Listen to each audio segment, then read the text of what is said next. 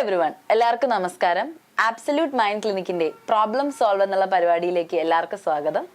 ഇന്ന് നമ്മളോടൊപ്പം ഉള്ളത് ക്ലിനിക്കൽ സൈക്കോളജിസ്റ്റ് ആയിട്ടുള്ള അമീന മാഡവും കൺസൾട്ടന്റ് സൈക്കോളജിസ്റ്റ് ആയിട്ടുള്ള അനൈന മാഡവും ആണ്.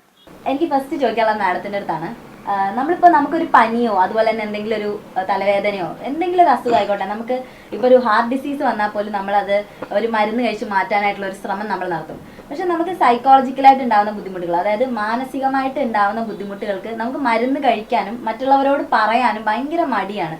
അപ്പോൾ ഇങ്ങനത്തെയൊക്കെ ഒരു സാഹചര്യത്തിൽ ഈ സൈക്കോളജിയുടെ പങ്ക് എത്രത്തോളമാണ് ഇതൊക്കെ അനലൈസ് ചെയ്യുന്നതിലും അതൊക്കെ കണ്ടുപിടിക്കുന്നതിലും ഒക്കെ? ഒട്ടുമിക്ക ആൾക്കാരും ഇപ്പോൾ ഒരു ഹെൽത്ത് ഇഷ്യൂസ് ആണെന്നുണ്ടെങ്കിൽ ഇപ്പോൾ നമ്മുടെ ക്ലിനിക്കിലേക്കൊക്കെ ഇപ്പോൾ കോൾ വരുന്നതിൽ ഒരു 100 കോൾ ഒരു ദിവസം വന്നിട്ടുണ്ടെങ്കിൽ ചിലപ്പോൾ ഒരു 10 പേരൊക്കെ ചിലപ്പം കൺസൾട്ടേഷന് വരുന്നുണ്ടാവുള്ളൂ. അപ്പോൾ അതിൽ നിന്ന് തന്നെ നമുക്ക് എന്ത് മനസ്സിലാക്കാമെന്ന് വെച്ചാൽ, പനിയൊക്കെ ആണെന്നുണ്ടെങ്കിൽ എന്തായാലും കാണിക്കണം. പക്ഷേ ഇത് കുറച്ച് കഴിഞ്ഞ് അങ്ങോട്ട് കാണിക്കാം എന്നുള്ള പോലെ. അല്ലെങ്കിൽ പിന്നെ സൺഡേ ഒക്കെ ആയിരിക്കും ഭയങ്കര കോളായിരിക്കും. എന്താ വെച്ചാൽ സൺഡേ വീട്ടിലുണ്ടാകുമ്പോൾ ചിലപ്പം ഹസ്ബൻഡും വൈഫും തമ്മിൽ എന്തെങ്കിലും പ്രശ്നം ഉണ്ടാവുകയോ അടി ഉണ്ടാവുകയൊക്കെ ചെയ്യുമ്പം അന്നേരം നമുക്കൊരു കൗൺസിലിങ്ങിന് പോയേക്കാം എന്ന് വിചാരിച്ചിട്ട് ആ ഒരു സമയത്ത് കയറി അങ്ങോട്ട് ബുക്ക് ചെയ്യും, വിളിച്ചിട്ട് വരാമെന്നൊക്കെ പറയും. പിന്നെ അടുത്ത പ്രാവശ്യം നമ്മുടെ ഇവിടുന്ന് സ്റ്റാഫ് വിളിച്ച് നോക്കുമ്പോൾ പറയും ഇപ്പോൾ കുഴപ്പമില്ല, കുറച്ച് പ്രശ്നം സോൾവ് ആയ പോലെ ഉണ്ട്, കുറച്ച് ദിവസം കഴിഞ്ഞിട്ട് വരാമെന്ന് പറയും. ചിലപ്പം വരില്ല.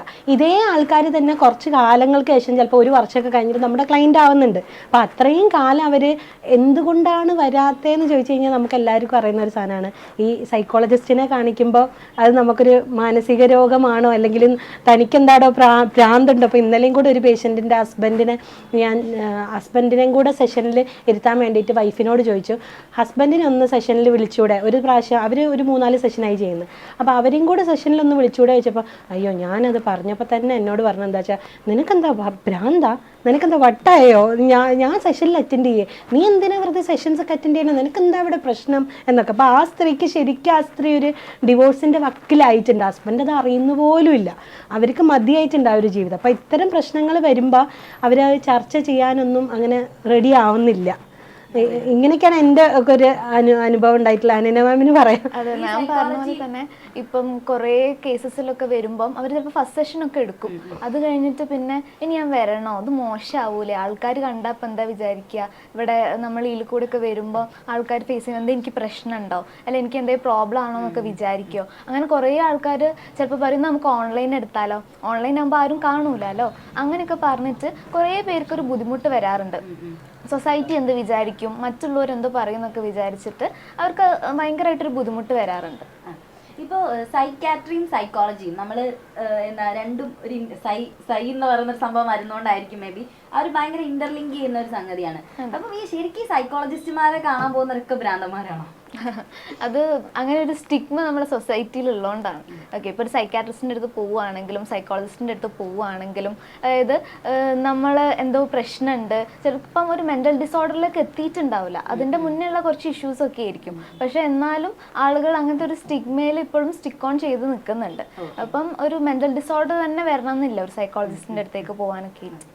അപ്പോൾ എന്തായാലും ഒരു ചാറ്റ് ഷോ ആയ സ്ഥിതിക്ക് നമുക്ക് ഫസ്റ്റ് ക്വസ്റ്റ്യൻ വന്നിട്ടുണ്ട്. അപ്പം അതെന്താണെന്നുള്ളത് നമുക്ക് നോക്കാം.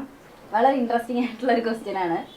പണ്ട് കാലങ്ങളിലും ഇതുപോലത്തെ മാനസിക പ്രശ്നങ്ങൾ എല്ലാവർക്കും ഉണ്ടായിട്ടില്ലേ? എല്ലാവരും ഇപ്പോൾ സൈക്കോളജിസ്റ്റിനെ കണ്ടിട്ടാണോ മാറുന്നത്?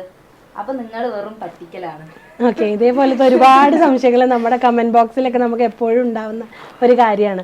അപ്പം ആൾക്കാർ ചോദിക്കുന്ന ഒരു കാര്യമുണ്ട്, പണ്ട് ഈ സൈക്കോളജിസ്റ്റ് എന്ന് പറഞ്ഞു കഴിഞ്ഞാൽ ഈ ഇവിടെ ബുൾഗാൻ താടിയൊക്കെ വെച്ച് കയ്യിൽ ഇതൊക്കെ ഇട്ട് അങ്ങനെ നടക്കുന്ന, അവർ എന്തോ ഫിലോസഫിയൊക്കെ പറയുന്ന ഏതോ തലത്തിൽ ഈ കഞ്ചാവൊക്കെ അടിച്ച പോലെ എന്നൊക്കെ ഉള്ള പോലത്തെ ഒരു ചിന്താഗതിയാണ് പണ്ടുള്ള ആൾക്കാർക്ക്. അത് അന്നത്തെ സൈക്കോളജിസ്റ്റുകൾ ഫിലോസഫിക്കലിയും സൈക്കോളജീനെയും ഒക്കെ പഠിക്കുന്ന അവർക്കൊന്നും എന്താ പറയുക, പേഷ്യൻസുകൾ അങ്ങനെ ഡീൽ ചെയ്ത് എന്തൊക്കെയാണ് പ്രശ്നങ്ങൾ എന്നറിയാൻ ആൾക്കാരൊന്നും പോകില്ലായിരുന്നു അവരുടെ അടുത്തേക്കൊക്കെ. പക്ഷെ ഇന്നെന്ന് പറഞ്ഞു കഴിഞ്ഞപ്പോൾ നമ്മൾ ഈ പറ്റിക്കലല്ലേ എന്നുള്ളൊരു ചോദ്യത്തിന് ഉത്തരം പറയുകയാണെങ്കിൽ നമ്മൾ എന്തോരം പേഷ്യൻസുകളെയാണ് നമ്മൾ അവരുടെ ലൈഫിനെയൊക്കെ നമ്മൾ മാറ്റി റെഡിയാക്കി. ഓരോ ആൾക്കാർ വരുമ്പോഴും ഇപ്പം ഞാൻ എൻ്റെ കൊളീഗ്സിനോടൊക്കെ ഞാൻ പറയും, ഇപ്പോൾ കാലിക്കറ്റിലാണ് ഞാൻ വർക്ക് ചെയ്യണം, അപ്പോൾ കാലിക്കറ്റിനെ പറ്റി ഞാൻ അറിയുന്ന പോലെ മറ്റാരും അറിയില്ല എന്ന് ചിലപ്പോഴൊക്കെ എനിക്ക് തോന്നിയിട്ടുണ്ട്. എന്താണെന്ന് വെച്ചാൽ നമ്മളടുത്ത് പറയുന്ന ചില കാര്യങ്ങളുണ്ടല്ലോ, ഓരോ വീട്ടിൻ്റെ ഉള്ളിൽ നടക്കുന്ന സാധനങ്ങൾ, അതായത് ഈ പള്ളിയിലച്ചന്മാരെ പോലെ കുമ്പസാര രഹസ്യം പുറത്ത് പറയരുത് എന്ന് പറയുന്ന പോലെ നമുക്കിത് ആരോടും പറയാൻ പറ്റൂലെങ്കിലും അയ്യോ ആ വീട്ടിൽ ഇങ്ങനെയൊക്കെയാണോ,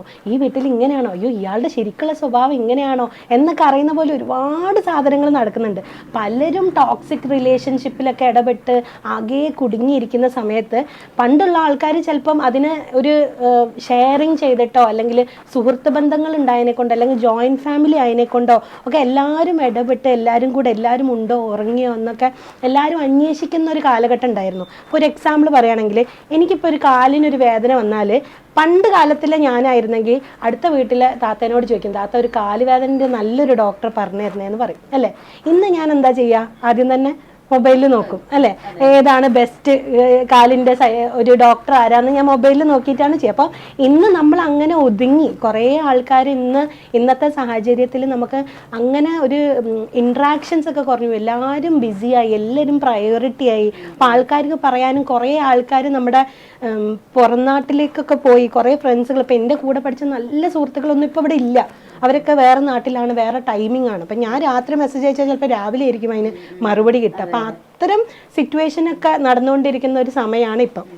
അപ്പം അങ്ങനെ ഉണ്ടാകുന്ന സമയത്തിൽ നമ്മൾ ആ ഒരു കാര്യത്തിന് ഇമ്പോർട്ടൻസ് കൊടുത്തുകൊണ്ട് നമ്മളൊരു കൗൺസിലിങ്ങിന് വരികയാണെന്ന് വെച്ചാൽ നമുക്ക് എല്ലാ പ്രശ്നങ്ങളും ഈ സൈക്കോളജിസ്റ്റിൻ്റെ അടുത്ത് നമുക്ക് സംസാരിക്കാനായിട്ടൊക്കെ പറ്റും.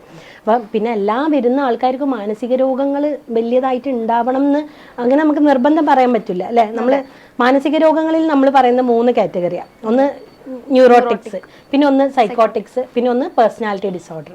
അപ്പോൾ ഇതിലും ഈ 3 എണ്ണത്തിലും സൈക്കോട്ടിക്സ് എന്ന് പറയുന്നതാണ് ശരിക്കും ഭ്രാന്ത് എന്ന് പറയുന്ന നമ്മളൊരു ചിത്തഭ്രമം എന്നൊക്കെ പറയുന്ന പോലത്തെ ഒരു സാധനം. പേഴ്സണാലിറ്റി ഡിസോർഡർ എന്ന് പറഞ്ഞാൽ നമ്മൾ ഈ കൂടത്തായി ജോളി കേസിലൊക്കെ പറയുന്ന പോലെ borderline personality, anti social personality, joker personality എന്നൊക്കെ പറയുന്ന പോലെ സ്വഭാവത്തിൽ വരുന്ന വൈകല്യങ്ങളാണ്. ഓക്കെ, ന്യൂറോട്ടിക്സ് എന്ന് പറഞ്ഞു കഴിഞ്ഞാൽ OCD, ഒസ്വാസ്, ബേജാറ്, വെപ്രാളം, ടെൻഷന്, ഡിപ്രഷന്, ഇങ്ങനത്തെ സാധനങ്ങൾ. ഇത് 3 കാറ്റഗറിയാണ്. ചില ആൾക്കാർക്കൊക്കെ മരുന്നെടുക്കേണ്ട ആവശ്യം ഉണ്ടാവും, ചില ആൾക്കാർക്കൊന്നും മരുന്നെടുക്കേണ്ട ആവശ്യം ഉണ്ടാവില്ല. ഇപ്പൊ കൂടത്തായി ജോളിയുടെ കേസ് മാം പറഞ്ഞതുപോലെ അത് ശരിക്കൊരു ഒരു വൈകല്യമാണ്, പേഴ്സണാലിറ്റി ഡിസോർഡർ ആണ്. നേരത്തെ പുള്ളിക്കാരി ഇപ്പോ ഡോക്ടറിനെ ഇത് സൈക്കോളജിസ്റ്റിനെ കാണുമായിരുന്നുണ്ടെങ്കിൽ അത്രയും കൊലപാതകങ്ങൾ മേ ബി അവിടെ നടക്കില്ലായിരുന്നു. ഈ ബോർഡർ ലൈൻ പേഴ്സണാലിറ്റീൻ്റെ ഒരു കാര്യം എന്താണെന്ന് വെച്ചാൽ ഇവരുടെ പ്ലാനിങ്സിൻ്റെ ഇടയിൽ ആരെങ്കിലും വന്നാൽ അതിനെ ഇല്ലാണ്ടാക്കാൻ വേണ്ടി ഇപ്പോൾ ആ സ്ത്രീ ആൾക്കാരെ കൊല്ലാൻ പോലും ആ സ്ത്രീ റെഡി ആയിക്കൊണ്ടിരിക്കുക. അപ്പോൾ അതിൽ ഈ ക്രിമിനൽ സാധനങ്ങൾ ചെയ്യുന്നതിൽ ഇവർക്കൊരു റിമോഴ്സോ ഗിൽട്ട് ഫീലിംഗോ ഒന്നുമില്ല. തൻ്റെ മാർഗത്തിലൂടെ ഒരു പ്രാവശ്യം ചെയ്തപ്പോൾ സക്സസ് ആയി, ആരും അറിഞ്ഞില്ല, ഒരു ത്രില്ലിൽ അത് ചെയ്തു, അത് നിന്നു. പിന്നെ ഇപ്പൊ മാം പറഞ്ഞ പോലെ തന്നെ ആർക്കും മനസ്സിലായിട്ടില്ല, റിയലൈസ് ചെയ്തിട്ടില്ല. അതായത് ആളിങ്ങനെ മാനിപ്പുലേറ്റ് ഒക്കെ ചെയ്ത് ആൾക്കാരെ പറ്റിച്ച് ഇങ്ങനെ വിഷമൊക്കെ കൊടുത്തിട്ട് ആൾക്കാരെ കൊല്ലുന്നുണ്ട്. ആൾ ക്ലോസ് ആയിട്ടുള്ള ആൾക്കാർക്ക് പോലും മനസ്സിലായിട്ടില്ല. അപ്പം BPD എന്ന് പറയുമ്പോൾ ബോർഡർ ലൈൻ പേഴ്സണാലിറ്റി ഡിസോർഡർ എന്ന് പറയുമ്പോൾ പല തരത്തിൽ വരുന്നുണ്ട്. അതായത് ചില ആൾക്കാർ ഒരു ഇമ്പൾസീവായിട്ട് എടുത്തു ചാടി ഒന്നും ആലോചിക്കാണ്ട് ചിലപ്പം ഒരു ഡിസിഷൻസ് ഒക്കെ എടുക്കും. പക്ഷെ ചില ആൾക്കാർ ഭയങ്കര കാൽക്കുലേറ്റീവ് ആണ്. അപ്പം അവർക്കും ആ ഒരു ഇൻസൈറ്റ് കാര്യങ്ങളൊക്കെ വന്നാലേ ഉള്ളൂ ആ ഒരു ബോർഡർ ലൈൻ പേഴ്സണാലിറ്റി ഡിസോർഡർ നമുക്ക് ട്രീറ്റ് ചെയ്യാനായിട്ട് പറ്റുള്ളൂ. പ്രോബ്ലം സോൾവില് ഇനി ചെറിയൊരു ബ്രേക്ക്, നമുക്ക് ഉടനെ തന്നെ തിരിച്ചു വരാം.